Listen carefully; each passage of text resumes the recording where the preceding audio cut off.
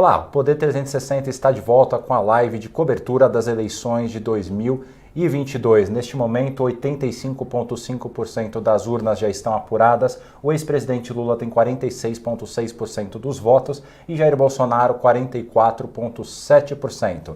Eu estou aqui com o consultor técnico da Frente Parlamentar de Empreendedorismo, João Rummel. João, obrigado por essa entrevista no dia das eleições. Obrigado, eu que agradeço a oportunidade de estar aqui com vocês e poder fazer algum comentário sobre este momento bastante importante na vida do brasileiro. João, a gente está vendo uma situação nessas eleições que é o advento da cláusula de desempenho, que determina que todos os partidos têm que ter pelo menos 2% dos votos no plano nacional em ao menos 9 estados ou eleger 11 deputados em ao menos 9 estados. O que essas novas regras podem trazer de mudança para as eleições desse ano e, sobretudo, para a governabilidade a partir do ano que vem? Olha só, eu nesse momento eu falo que nós estamos vivendo uma grande reforma partidária.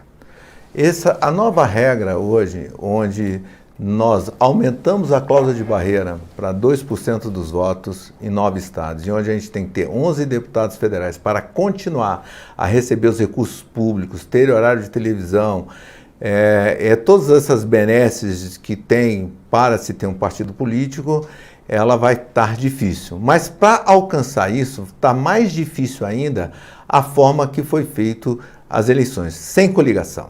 Então, o que acontece com isso? Alguns exemplos estatísticos eu vou dar para vocês. No Distrito Federal, nós tivemos 7 nominatas com as coligações. Então, com os fins das coligações, no Distrito Federal nós tivemos 22 chapas que precisa ter isso. Então, o que acontece? A dificuldade de atingir o coeficiente eleitoral, tá certo? Que é o número de votos válidos dividido pelo número de vagas, tá certo? Você hoje você cria uma dificuldade. Então, para você ter uma ideia, para mim atingir o coeficiente eleitoral, o partido precisa atingir 12,5%. Tá legal? Tem a cláusula dos 80%. Beleza, então eu preciso de 10% dos votos. Só que eu tenho 22 chapas. Se eu pegar 22 e dividir por 100, eu vou ter menos de 0,5%. Tá certo? Então é o seguinte, qualquer um que fizer a mais e atingir os 10%, eu já tirei uma quantidade enorme de possibilidade. Se eu conseguir 20%, eu tirei mais uma outra quantidade. Então, para você ter uma ideia, no Distrito Federal, hoje, se a gente for acompanhar agora, tem a possibilidade de somente 3 partidos conseguirem fazer as 8 vagas. Que são quais? Tá certo? O que já está garantido é o PL, o Republicanos e União. E o MDB, tá certo? Está na ponta, até onde eu estava olhando, estava com 9,98% dos votos. Uma outra coisa que tem é que o partido para ser o deputado para ser eleito, tá certo? Ele precisa fazer 10%. Se o seu partido conseguiu o coeficiente eleitoral, ele precisa fazer 10% do coeficiente eleitoral. E se ele for para 80%, ele precisa 20% do coeficiente eleitoral. Então, além do partido dele entrar, ele precisa, tá certo, de conseguir esse número de votos, esse percentual de votos. Eu estou colocando Brasília, cada estado tem uma quantidade diferente. Então é o seguinte, nos estados maiores, tá certo, também tem essa dificuldade, mas tem uma quantidade maior, você precisa de um percentual menor. Então São Paulo tem 70%, então cada vaga é 1,4%. Mas para conseguir isso também é difícil, tá certo? Até porque é um número muito maior de candidatos. Exatamente. Né? Então, por exemplo, em Brasília tinha 200 candidatos, em São Paulo tem 1.500. Então, quer dizer, tem uma diferença significativa em relação a isso e cria maiores dificuldades. Então é o seguinte, hoje, se a gente for o acompanhamento prévio aqui de acompanhamento, a gente está vendo que tanto o Senado, principalmente a Câmara, vai ter um fortalecimento do centro nessas votações em função desses números, desse coeficiente. João, vocês fizeram um estudo na sua consultoria que projetou, se eu não me engano, que a partir da coligação haveria somente 12 partidos com representação parlamentar. Com os dados preliminares, já é possível a gente estimar quantos partidos vão conseguir manter a sua representação no Legislativo? Não. Quando a gente fez o estudo, era para quais os partidos que atingiriam a cláusula de barreira. Tá. E que a gente fez um estudo que possivelmente 12 partidos, teriam 12 partidos que atingiriam o coeficiente, a cláusula de barreira dos 11 parlamentares para conseguir fazer isso. Olha só, eu estou vendo aí, assim, eu não fiz a contabilidade ainda, mas cada vez tenho mais realidade de que vai ficar por volta disso ou até menos. Tá certo? Agora, o que a gente vê é que uma quantidade de partidos estão conseguindo fazer os seus deputados federais. Tá legal? Então, com isso, esses deputados não vão receber recursos para os seus partidos de fundo público? Qual vai ser o destino desses partidos? Para qual eles vão se fundir entre eles e fazer um novo partido? Eles já vão fazer uma fusão com um novo partido, como a União já está se fundindo com o PP? Como é que vai ser isso? Deixa eu te interromper rapidamente, João, que a gente tem uma notícia quente para a gente...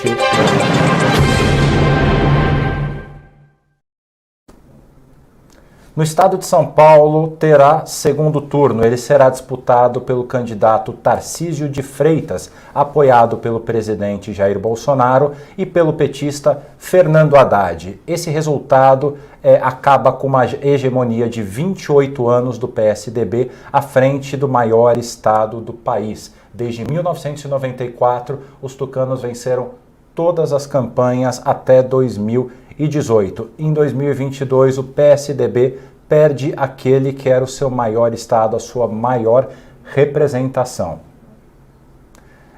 Vamos voltar agora para a nossa entrevista aqui com o consultor técnico da Frente Parlamentar de Empreendedorismo, João Rummel. Eu te interrompi, João. Você pode continuar no seu assunto ou se não, tem uma grande questão que eu queria trazer. A gente está vendo, sobretudo nas eleições majoritárias para senador, uma mudança no perfil. A maior parte dos senadores que foram eleitos até o momento, lembrando que nem todos ainda estão computados, né? A gente tem Damares Alves, de direita, Hamilton Mourão, de direita, Tereza Cristina, de direita, todos eles apoiados pelo presidente Jair Bolsonaro, eleitos. Isso muda um pouco ou bastante as relações entre o Executivo e o Legislativo nessa próxima legislatura?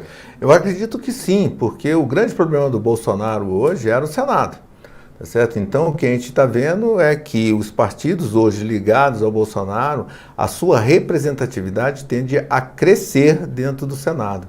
Quer dizer, ele ganhando ou não ganhando, isso vai ser um problema tanto para o Lula e para ele pode ser um facilitador se ele ganhar. Então, nós estamos vendo que partidos como a União, o PP, vem crescendo na sua representatividade e a esquerda vem diminuindo a sua representatividade dentro do Senado.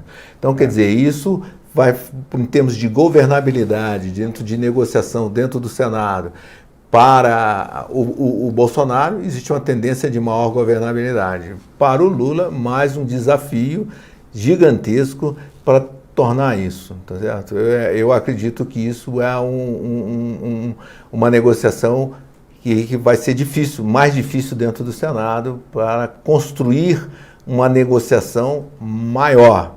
Porque eu acho que o grande desafio hoje de todos os presidentes que entrarem vai ser essa negociação com o Congresso. E no caso específico da hipótese de vitória do ex-presidente Lula, qual que é a diferença do cenário que ele vai encontrar hoje para aquele que ele encontrou em 2003, quando ele foi eleito a primeira vez? Olha só, a gente fez um estudo, tá certo, que faz uma comparação exatamente de quando, nos últimos 20 anos, a relação do que aconteceu da relação do Legislativo com o Executivo. Quando o Lula assumiu, já teve a primeira grande modificação que vai ser um fator que ele tinha naquela época e que ele não tem hoje. Qual é? Que era as medidas provisórias, elas não caducavam, elas venciam a cada 30 dias, eu continuava, tá certo? Com elas travando a pauta e elas eram lei, elas estavam em atividade. Tanto que nós temos 50 medidas provisórias hoje que não foram votadas e elas estão em vigor como lei até hoje.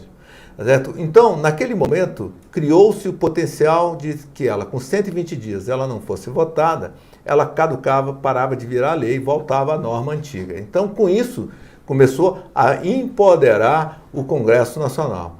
Em 2009, o então presidente da Câmara, Michel Temer, ele também aumentou o poder do Congresso, onde ele falava o seguinte: A medida provisória, aquilo que não pode ser incluído em uma medida provisória, eu posso votar. Então, eu posso votar uma PEC, eu posso votar um PLP, um projeto de lei complementar, eu posso votar um decreto legislativo. Quer dizer, abriu exceções. Abriu exceções. Com isso, a gente vê que a quantidade de medidas de PECs e que foram votadas e aprovadas, que viraram emendas, é enorme. Então, só para você ter ideia, a emenda que tirou, que modificou as emendas de medidas provisórias era no 32, hoje nós estamos na 128. Então, quer dizer, cresceu a quantidade. Esse ano nós aprovamos 11. Temos 11 emendas, então cresceu o poder. Uma outra coisa importante que o presidente Lula naquela época tinha e hoje não tem, qual é? O veto. Naquela época não se votava veto.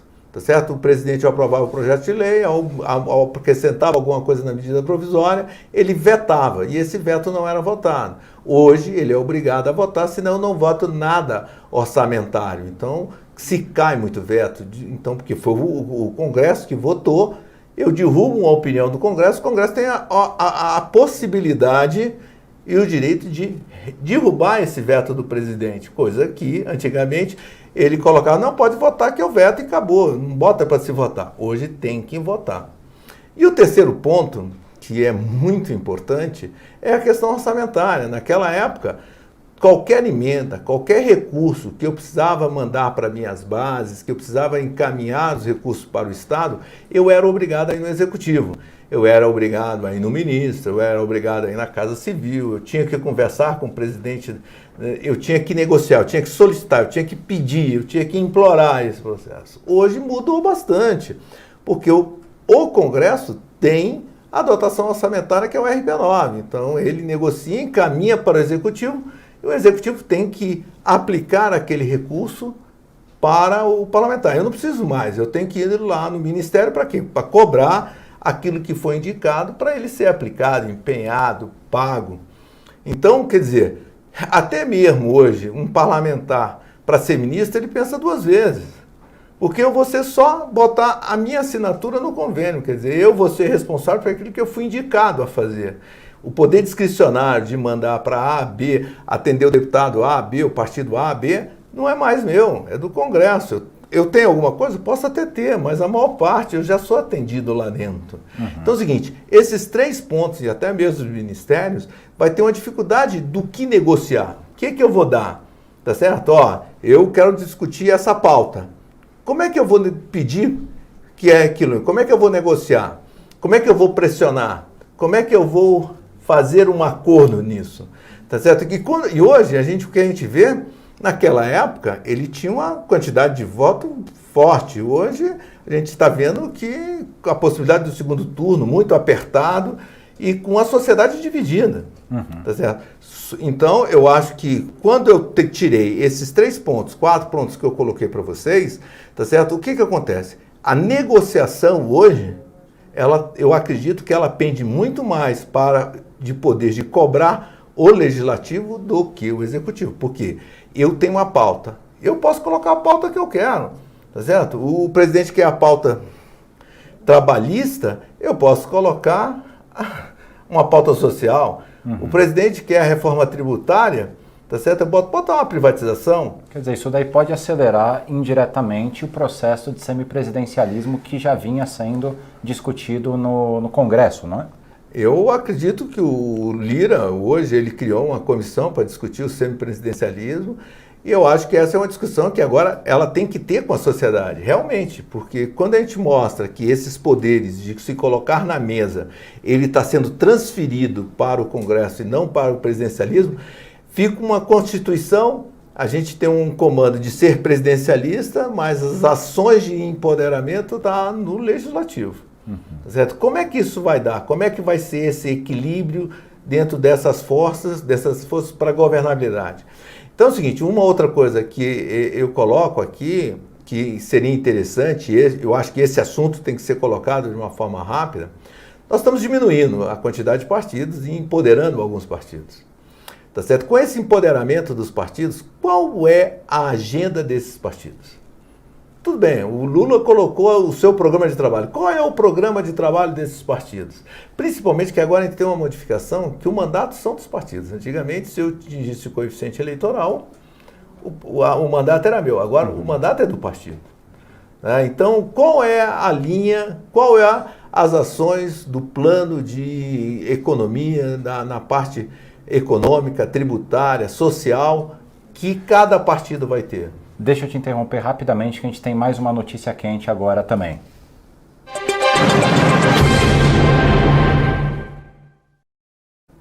O governador Helder Barbalho, do Pará, foi reeleito em primeiro turno no seu estado.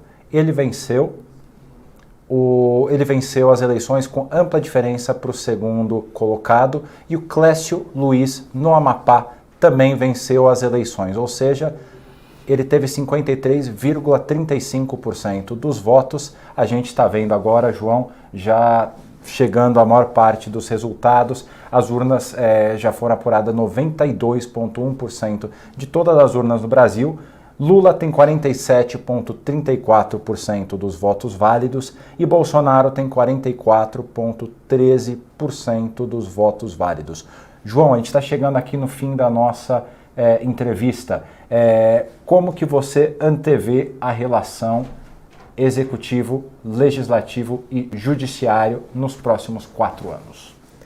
Olha só, eu acho que vai ser um aprendizado. Eu acho que agora, dizer como que vão ser essas regras, elas mudaram. Então, tudo aquilo que nós olhamos e que fazíamos no passado nessa relação, os princípios mudaram totalmente. Então, hoje o empoderamento da comunicação com a sociedade vai mudar. Então, eu vou dar alguns exemplos. O primeiro, da relação das emendas. Antigamente, os vereadores vinham e os prefeitos vinham e tratavam isso no executivo com o apoio do parlamentar, tá certo? Hoje, o vereador não precisa vir mais a Brasília, porque a emenda está no deputado. O deputado tem que ir para o Estado, para o senador, fazer campanha, fazer o seu contato, ver qual é a ansiedade da sociedade e ver quais são as cobranças. Então, quer dizer, o empoderamento do parlamentar, do representante do povo na ponta, vai ter um contato da demanda mais rápida, tá certo? Da cobrança direta e constante. E que isso vai aumentar essa relação. Com isso, a necessidade da população de cobrar isso com os parlamentares é de fundamental importância, vai ser. Então, essa é a primeira. Com isso, quem tiver na cadeira vai ter que entender essa demanda da sociedade, tanto nos pleitos das emendas, quanto nos assuntos que vão ser votados. Quer dizer, que essa relação vai ficar muito mais próxima dos parlamentares do que do executivo. Quer dizer, então, essa vai ser uma mudança muito grande na relação até do executivo com o legislativo. O segundo ponto que eu acho é da sociedade.